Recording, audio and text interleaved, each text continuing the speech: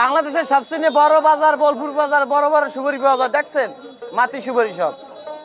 সুপারি উৎপাদন ও বিক্রয়ের জন্য অন্যতম প্রসিদ্ধ জেলা হল পিরোজপুর।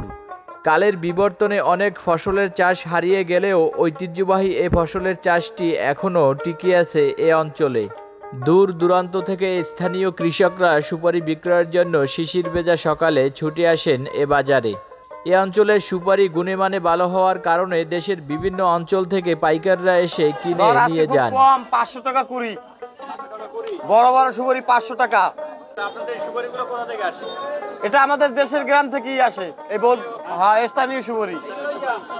এই সুপারি মানে কেমন এখানকার? এখানকার মান ভালো, কাঠ ভালো, বাংলাদেশের রংপুর।